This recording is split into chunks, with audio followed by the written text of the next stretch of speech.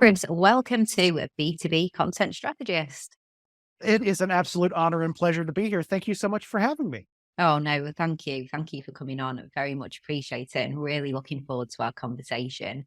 To get started, to jump in, as they say, in summary, could you tell me about your role as Director of Content Strategy at Sixth Sense and also, of course, like what Sixth Sense does? Yeah. Well, the first question might be harder to answer than the second, but Sixth Sense started as an account-based marketing platform for B2B solutions for sellers and marketers to kind of help find and identify buyers who are researching for solutions, but are doing so anonymously, meaning typically marketers jump for joy when they receive a lead from a form fill on a website, right? Like, contact us for more information, contact us for a demo, or give us your email for an ebook.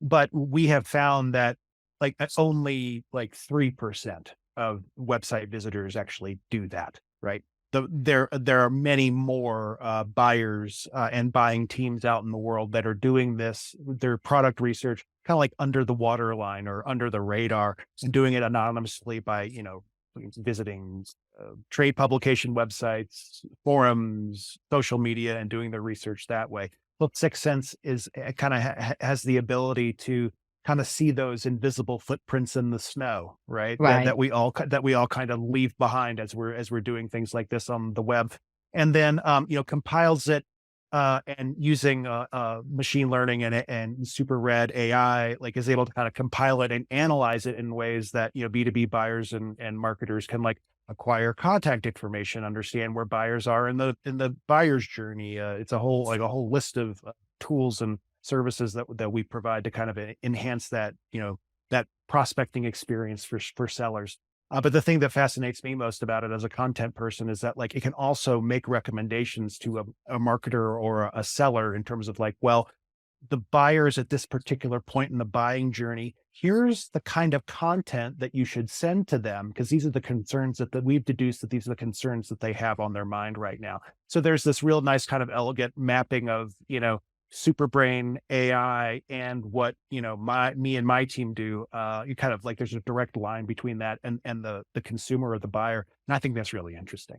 So what I do at Sixth Sense is that I'm the director of content strategy, which means that I'm, generally speaking, in charge of making sure that our editorial calendar is running properly, that we are ideating and creating and publishing content that is meeting our business needs or speaking to the trends of the greater market, and also kind of contributing to some more like like I'm basically kind of like the last line of defense when it comes to what we put on our website.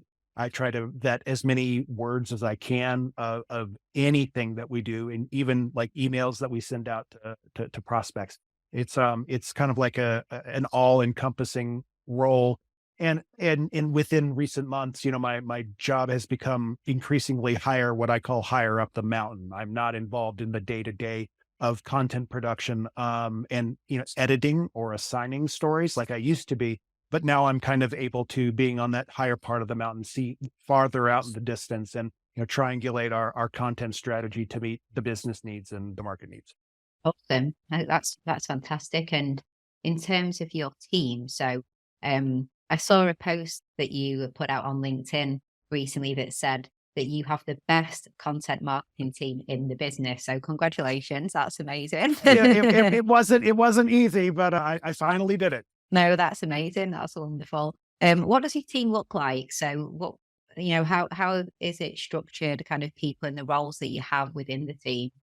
Yeah. It's generally flat from a like direct reports point of view. So I oversee I'm going to get the boring stuff out of the way first, like the org chart stuff. I'll get that out of the way, and then so it's like there's me, and then I have 3 direct reports, and then let's say between 2 and 4 freelancers that we work with pretty regularly. One of the direct reports is what I'll call our editor in chief.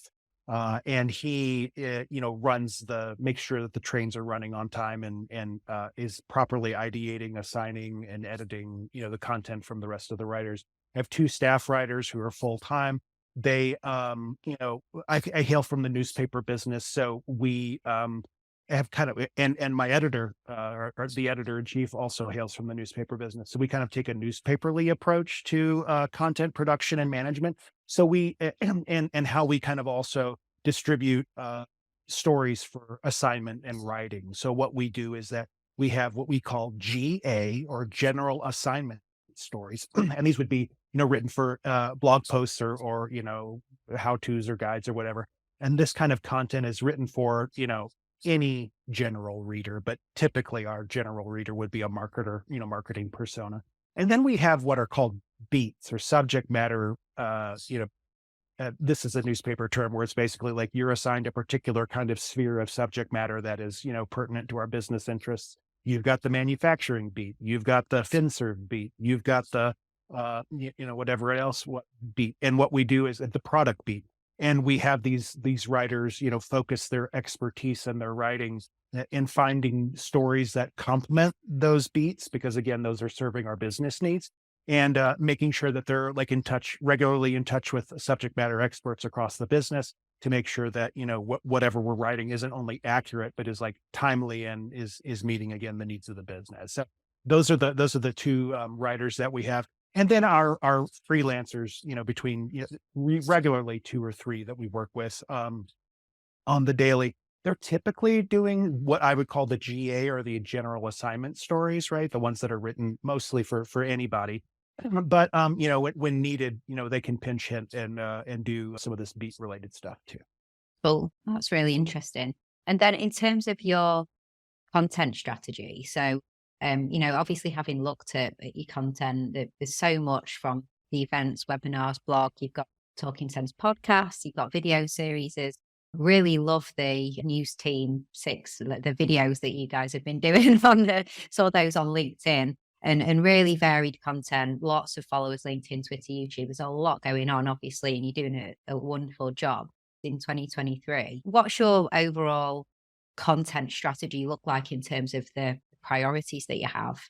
Yeah. Firstly, thanks for all the compliments about the content. And it's interesting because while most of the content, is overseen by me, not all of the content is kind of like strategized by me. So for instance, the Talking Sense, video series is the brainchild of Latny, Conant, our CMO. Like that's just her jam. And if she pops up and says, I want to do a video series where we interview sales leaders, we're like, we're right behind you. No problem. And so what our content, like support, like, the stuff that my team does, like supports the promotion of that. Like we will write blog Yeah. posts. The News Team 6 stuff, is stuff that I helped ideate, but like our brilliant video team really took the lead in terms of like refining those scripts and getting all that, together.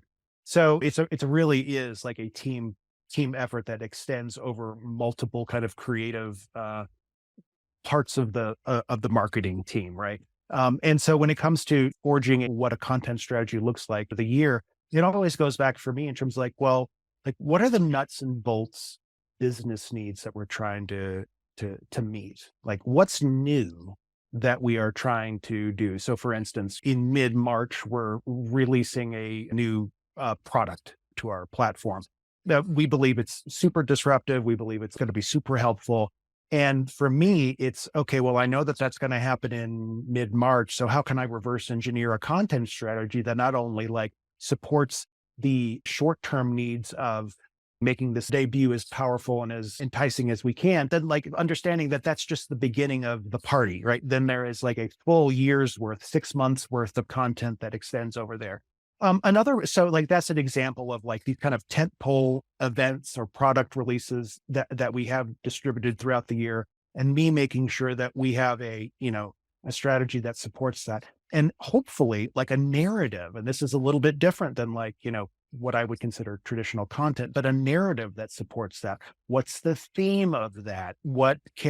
How can we extend that theme over the course of a calendar quarter or 2 quarters or 3 quarters? Like how can we, like if we are making the big debut of the product, in March, what would be the next, predictable part of a story that would unfold in the following quarter? Like, is it, maybe it's evidence that this works, right? And so we dedicate an entire, chunk of our content creation efforts on making sure that people understand that they can see that this thing is working and it is worth their while, right? And maybe the next part of the 3 act story is showing that how customers are benefiting from that. I'm a long form storyteller. I have had experience writing novels, and so what I try to do is kind of prove, when I can, kind of approach a novelist kind of mind to understanding that just because you put the baby out in the world doesn't mean that like that's it. Like you then have to kind of nurture it and help it grow.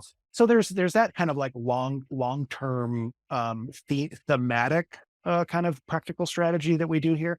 But then there's another component of the strategy, which is kind of like the nuts and bolts plumbing of, okay, well, what are we doing really well now, just from a practical content production point of view, right?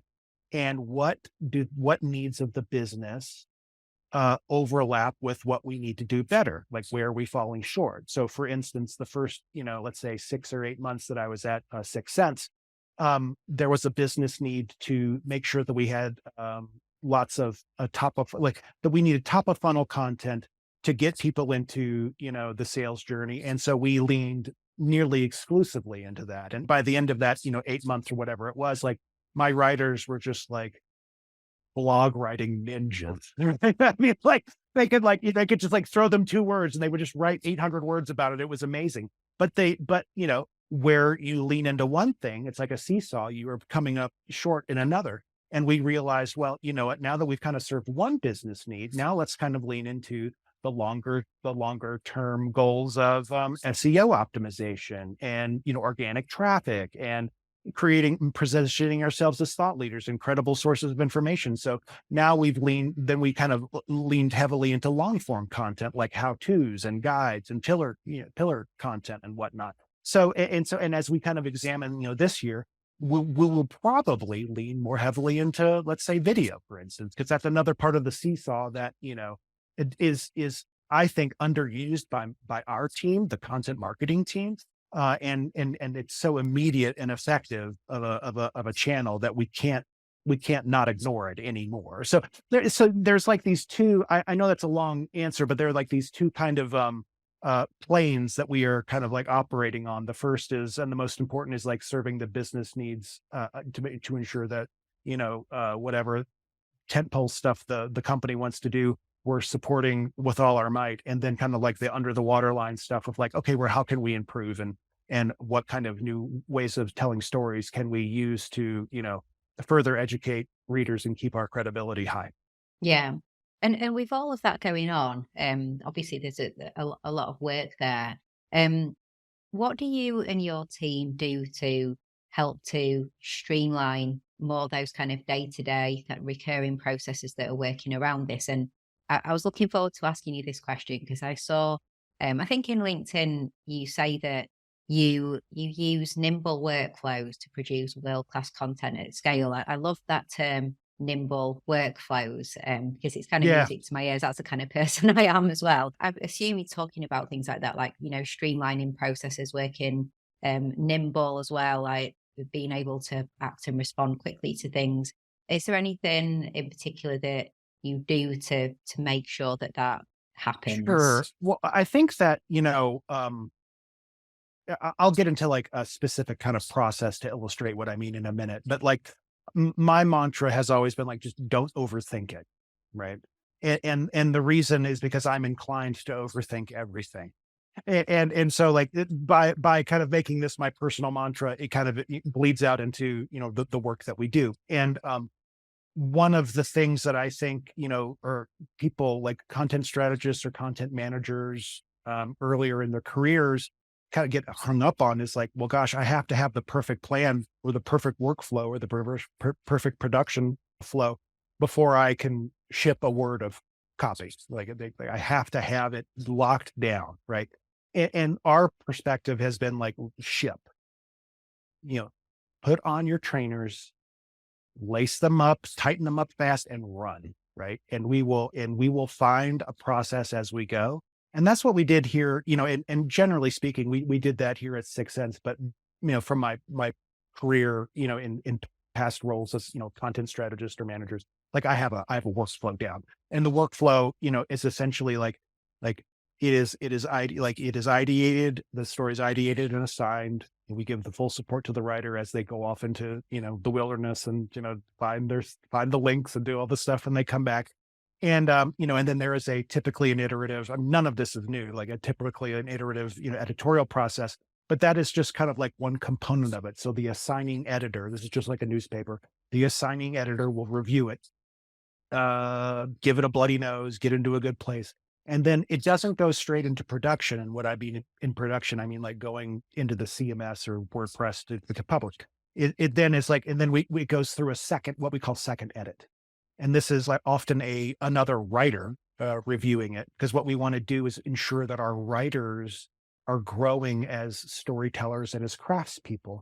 And there is one half of your brain that is a writer, and there is another part of the brain that is used when you're an editor. And we want to make sure that our staff is well rounded in that respect, where they are, they are not doing the heavy lifting of what we call the first edit. That's the assigning editor's job, but they are looking for ways for concision, like to tighten copy, to for voice style, for clarity. And we have found a lot of success in personal growth, professional growth in them. Even doing that, it may take them 20 minutes to do that, but like you do that enough day in and day out, and you become a better line editor.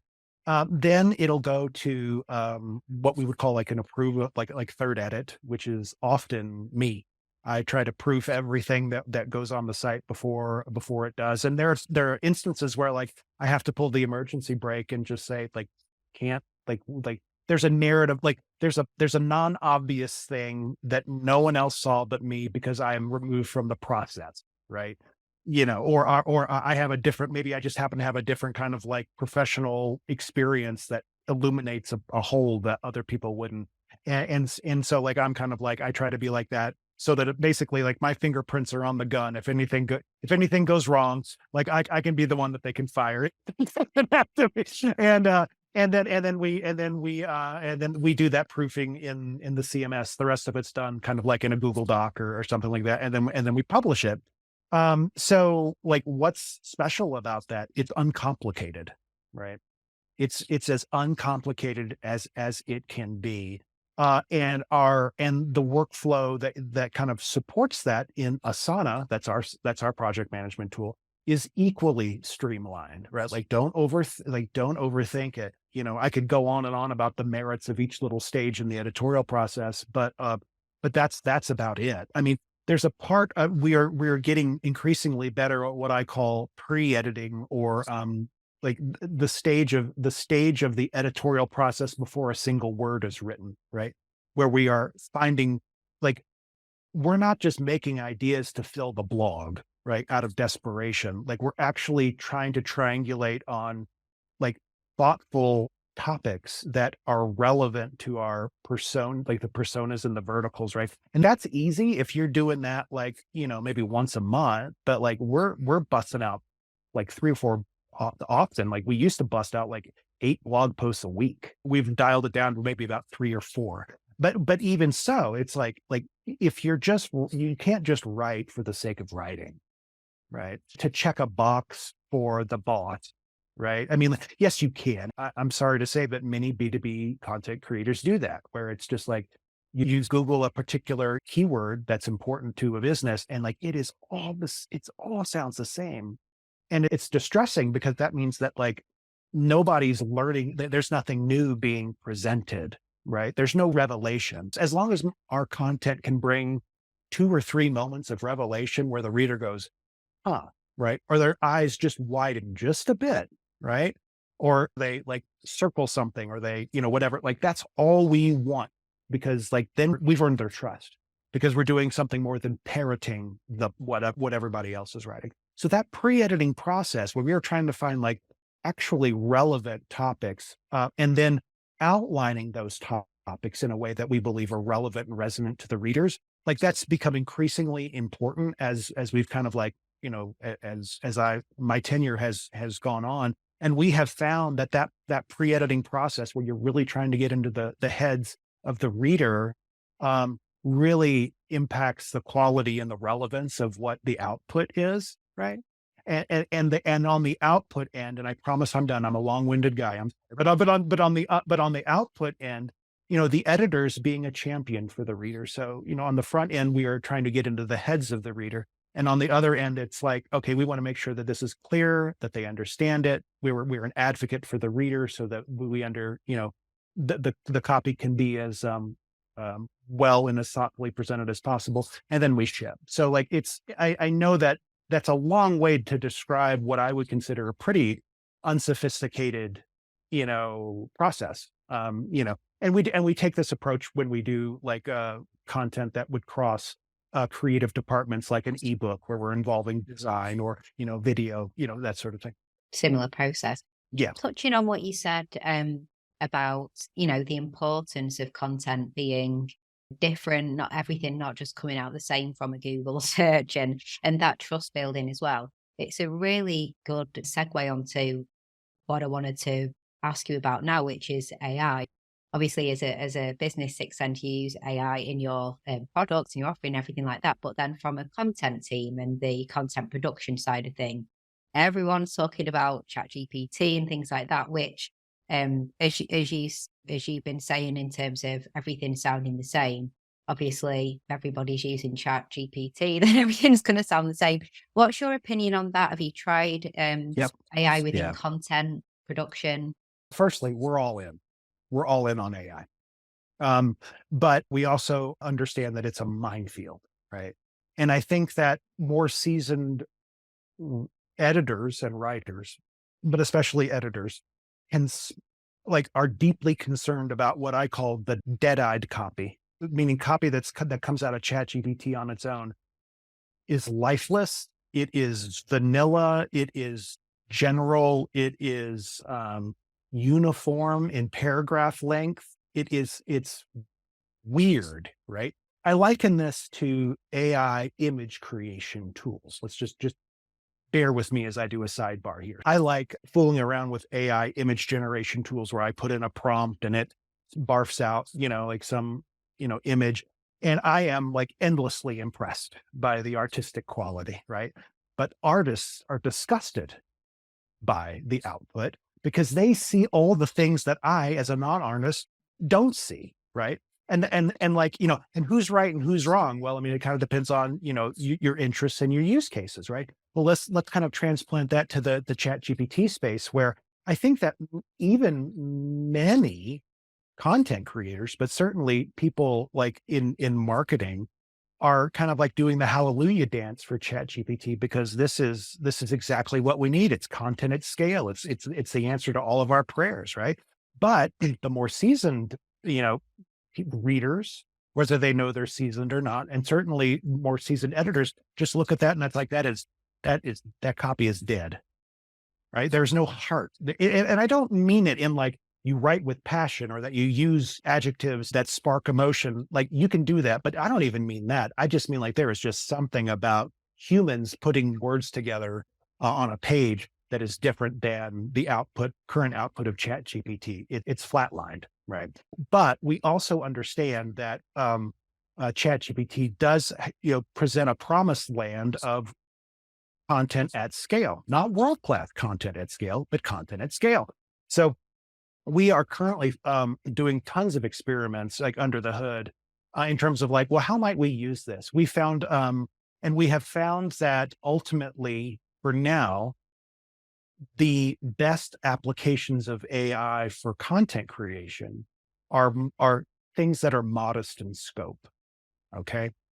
You don't write a blog post with this thing because about 300 words into it, it'll like go off the rails, start publishing outright falsehoods, plagiarize things, and like probably profess its love to the writer, or to the reader, by the end of the story. I mean, like this is like there is like it is called. There's a term for this, and we've seen this. I don't know if you or your listeners have or your audience have seen this story about like how I think it was like a New York Times journalist spoke with the Bing AI for 2 hours.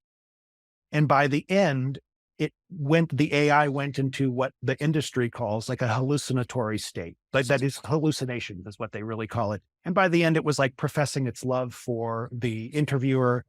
Was trying to convince the interviewer to to leave his wife to Oh, be with wow. the AI. I mean, it was like, it was like Glenn Close in Fatal Attraction. I mean, it was really just really bananas. And so like, okay, well, if we can't write 800-word blog posts with this thing yet because it goes off the rails, what can we do? Well, we can use it for emails. We can use it for story ideation. What topics might might be relevant for our interests? We use it for outlining stories, right? And we use it for on the back end, in terms of like, well, maybe there's some highly technical content that should be presented in a more casual, reader-friendly style. And we'll ask ChatGPT to do that. And it's often very good at that. But what it isn't, what we will never do is publish something that the AI has written without any kind of human oversight or editorial review.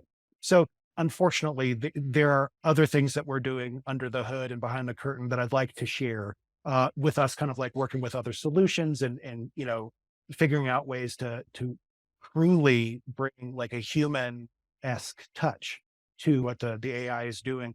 I wish I could talk about it more, but I can't. But I'm like within a week, maybe even within a day, I was super bearish about AI, and then I saw something on the web, but it's like I got it. And I just realized, you know what, like the future is peaceful coexistence. This thing isn't taking jobs. Like this thing can enhance what we're already doing, right? It enhances our lives by arguably reducing some brain space for ideation. It reduces time in terms of content creation. It reduces time and effort in terms of editorial overview, reduces costs because like you're not, having to maybe engage a writing service to outsource your stuff. And there are trade-off costs that are associated with that. And I believe that those costs all happen in the beginning of this process, right? The initial adoption of AI into an editorial workflow where it's like, oh crap, like how do we write effective prompts to get this thing to, because it's like a magic spell. Like you can't use words like you and I use words to tell the AI how to write a thing. We would typically be like, well, write an 800-word blog post about how ABX impacts small SMB, B2B, LMNOP, XYZ. And like we give that to, a human and they're like, I'm on it. I got it. You give that to an AI and it's like, and it's Yeah. just, it's like it's a hot mess and it's all dead-eyed, right? So like there's this front end investment in terms of like, well, we have to become wizards. So we have to learn the magic spell and the magic words. And like we have to inherit costs associated with onboarding and costs associated with like acquiring an AI solution if we need to do that. And then and like, oh gosh, we got to edit. And what are the best ways to edit this copy and et cetera. But I find that like, it's just like learning a new thing. It's all front end expense. You went to college or you went to university, or maybe you didn't. And you're just like, you started a career in writing, but like that whole front, but there was like so much learning, right? And brain breaking and retraining the mind in unusual ways that I think we kind of take for granted because it's just like we've been writing because everyone can write. That doesn't mean everyone can write well, but everyone can write. And this is just like 2 or 3 steps removed from a natural kind of language that we have that it's intimidating and it's costly. But I'm convinced that, you master the magic spells, right?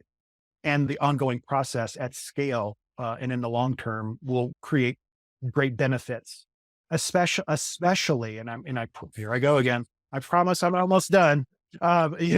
Especially in the instance of like ensuring that, and we want readers to meaning Sixth Sense. I want our readers to know when they're reading copy that's been assisted, by an AI in its creation. Like I want them to know that so that not only so that they, if they've got any skepticism, well, they can bring that to it, but that maybe they also can be reassured that, with human and AI, collaboration in that way, the copy can be world class and resonant and just as relevant as it might otherwise be.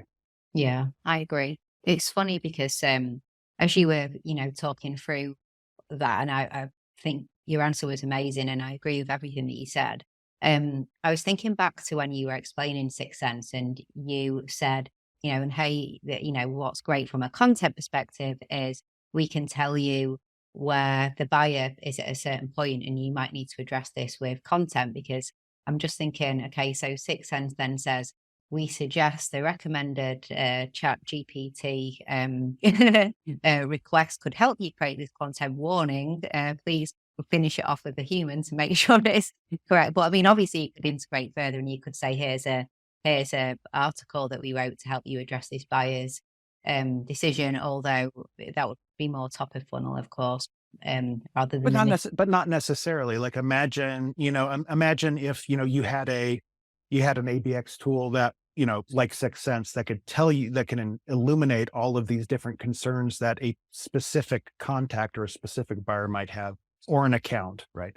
And you know where they are in the buyer's journey, and you know their industry, and et cetera. You could have theoretically the AI create content that dynamically, it's like that would include all of those kinds of concerns for that specific constituent, right? yeah, yeah, This is like, in a way, and I get goosebumps thinking about this, but in a way, this is the one-to-one ABX or ABM dream, the paradise that, like, I don't think that you can do very well actually at scale, right? Like one-to-one, ABM, engagement with a contact or an account requires a lot of specific and, research, specific heavy lifting in terms of content creation, making sure that it's specifically tuned to that business's needs. Well, again, with enough investment, enough, experimentation, enough, savvy production, whatever you want to call it,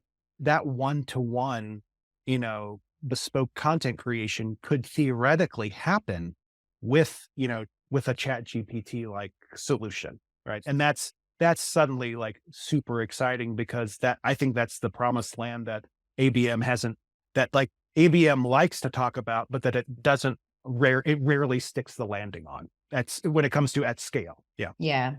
Like when I said before, sort of top of funnel, I was thinking about, it wouldn't necessarily be able to address some of the, like, say, providing demos and things like that. And then all of a sudden I'm thinking, well, no, actually, I mean, even down to more lower funnel, an apprehension this buyer has could be addressed by this case study that you have on your website. Here's an email that you could write to this person, or they're active on LinkedIn. Here's the LinkedIn post that has that case study that if they, there's so much. I imagine we could go off on a big segue. Amy, come work with me, because that's what we're thinking about over here. Yeah, yeah. And I think that, if there's anything that, our conversation, this part of our conversation illustrates, is that, like, if if one sets aside the very human defensiveness of this thing's like Pac-Man, and it's coming for my job, right? Or I'm not technically minded, this is for the nerds, I can't do any of this stuff.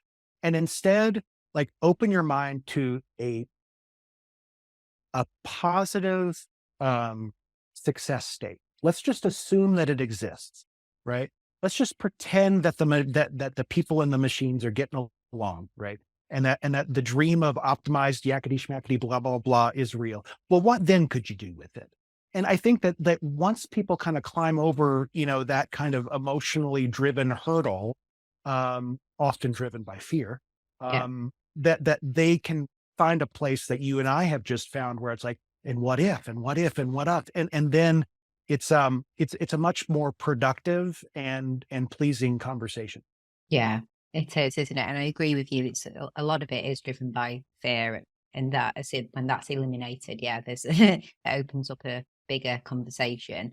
Yeah, it's such an interesting topic, isn't it? I love it. Me too. And the wonderful thing is that this is just the earliest, most nascent days of this conversation. It is, yeah. Yeah. Something that you mentioned when you were talking about ways that can be integrated into teams and businesses, and you were talking about support that you might get and how it might change the structure of teams, roles at outsource providers, things like that. Um, in your role at Sixth Sense, from through managing the content team and within the marketing operation, are there particular areas that you like to very specifically keep in house, and then others that you actually prefer to outsource and get expertise elsewhere? Yeah, yeah, and that's a great question. Yeah, the answer is yes. All content is beautiful, all content is special, all content is wonderful and effective, but some content is more strategically important than other content, right? Not all content is created equal in that respect.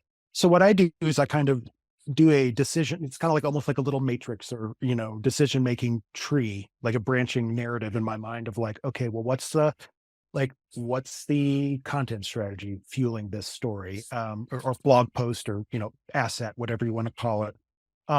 Where do we think we'll distribute it? Like, how much promotion will it get? How significantly is it serving the business needs? And the more explicitly it serves business needs, like tells the story of a vertical, of specific persona, an underserved persona, whatever it might be, that all goes to my in-house team, right? And the reason being is that they've got more kind of like just the fluency of the solution and the fluency of our positioning and our value proposition when it comes to these particular topics that we might be writing about. It's just in the water. It's in the air, right? These people know it better than, like a freelancer. For the freelancers, and again, I think some of my most favorite content to create is top of funnel, because there's a great creative challenge in terms of like, how do you take something that is so complicated and make it, compelling and interesting and legitimately educational to a cold reader? Like, I love that stuff because that reminds me of like newspaper reporting, like back in the day. But that stuff, is generally more kind of commoditized, and that will go to our freelancers who are, perfectly suited to not be writing to a specific kind of business need or vertical, but are being champions for a general reader, which in itself is, is worthy work. So it's typically that's how we kind of break it down. That makes sense. Yeah, that completely makes sense. It's a good approach. Yeah. And in terms of like our in-house people, for instance, when it comes to okay, so we want to write something about the manufacturing vertical. Well, we have like a writer who's on the manufacturing beat, and that writer has relationships with subject matter experts within the business who, are savvy about how to sell to manufacturers, what they're concerned about, what capabilities of our product manufacturers might use the most. So there's also like there's an ease of collaborating with people across departments within the business because of that, again, that in the water fluency that the writers have, and then the other people in other departments have. So it just seems to make it's almost like its own ecosystem, right? Yeah, yeah, that makes sense. Yeah. um, I've got some quick fire questions to ask you, Chris, to finish off our fantastic conversation. Um, so number one, what would you say is a typically overlooked or undervalued tool that you'd recommend to content marketers like yourself? Okay, I'm going to go back to so firstly, I'm going to go back to the mantra of like, don't overthink it, right? And that then is reflected. I think that ethos is then should be reflected in your project management software, right? And I do recommend that, like people, I didn't believe in it until I did, right? It's just like AI, oh, we can do this all in our head. We've got Google Docs to document all this stuff. Oh, blah blah blah blah blah, and then it's like, oh, Asana. Asana. Yeah, right. And so again, it's like, so what do so where am I going with this? Where it's like, don't overthink it, and make that simplicity and elegance as replicate that in Asana, because I think that in Asana, especially, you can have like an infinite number of like subtasks and checkboxes, and did you do this? And did you follow this protocol? And da da da da da. And the productivity of a person gets bogged down in the mire of like, well, it didn't like, I'm an unwitting bottleneck in the production process because I didn't move the field from this to this. And I've got 5 people over here tapping their watch, waiting for the thing to get published. But because we have this really rigid production, flow, and I just being a person forgot to do that, like now it's a 5 alarm fire, right? And so in terms of like how we use Asana, because different departments within the business use it in different ways, but our workflow for editorial really does a very good job of kind of replicating that streamlined approach. Yeah. So No. I would bring that mindset to your project management software, whatever it is. Yeah, Asana is great. We're Team ClickUp over here, but it's the same thing. We've used Sure. Asana, Basecamp, ClickUp. We used to use Trello, but they're fantastic and they Yeah. all have their own benefits. Yeah. And yeah. What would you say is, if you were to give just one tip to your younger self starting out in this content marketing career, what would that tip be if you were to sit down, maybe when you started your first position in a role Yeah. similar now? Well, okay, so it's like there's two answers, and I think the first is one that like most seasoned writers who are looking back on their careers might, resonate with. It's like, don't be so stupidly precious about your words, right? Yeah. You're not writing War and Peace. You're writing a blog. You're writing a blog post. We're not saving people's lives. I was such like a, diva when it came to change my words. What? That ice cracked and I got smart. But the more important kind of thing is what I call earning the right. You have to earn the right every 15 seconds, every 2 paragraphs about to keep that reader going down to the end of the blog post.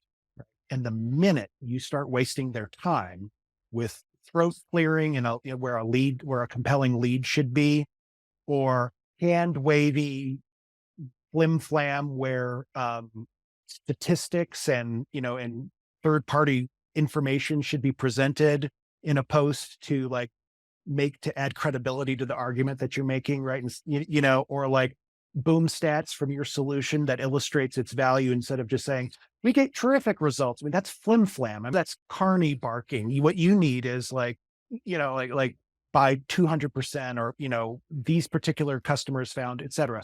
And so I have found that bringing tangible value through third party research or through kind of like research backed claims or proof points is one of many ways to have the reader get down 1 or 2 paragraphs slower. And it doesn't necessarily have to be like citing citing a boom stat. It could be like even variations in terms of like using the visual craft of writing subheads.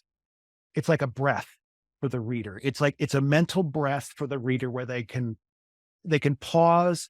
It's almost like a clutch in a car, right? You're kind of shifting. Or bullet points are also a really great way to kind of break up information in an easily digestible way that gets them further into the story. It's like having a fish hook in the mouth. But I'm telling you, the minute that you start wasting their time, they'll leave. And that's what high bounce rates represent, right? Like Yeah. I found, and this is freaking bananas, but like, what was it? We did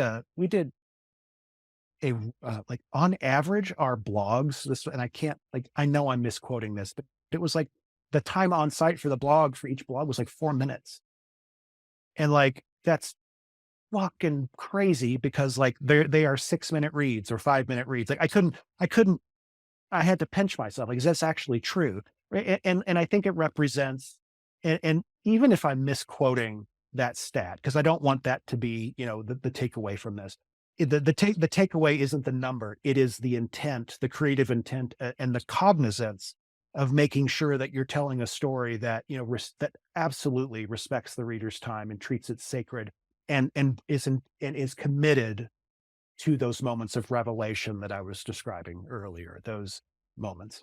Yeah, absolutely fantastic advice and tips. So yeah, thank you. That's awesome. And finally, so if you could create any kind of content for Six Sense, so we're talking about no sort of budget bounds, world's the limit. So it could be an ad with Tom Hanks in it, or Morgan Freeman voiceover in something, billboard in Times Square, you name it. What are you going for? What are you gonna put in place in that project? So I would probably take all the money that it would cost me to hire Morgan Freeman And instead, I like this is the dream that I had when I came to Sixth Sense. It's a dream that Sixth Sense shares. Okay. It's just that, economic realities being what they are, resources being what they are. This is a long-term goal for us instead of a short-term goal.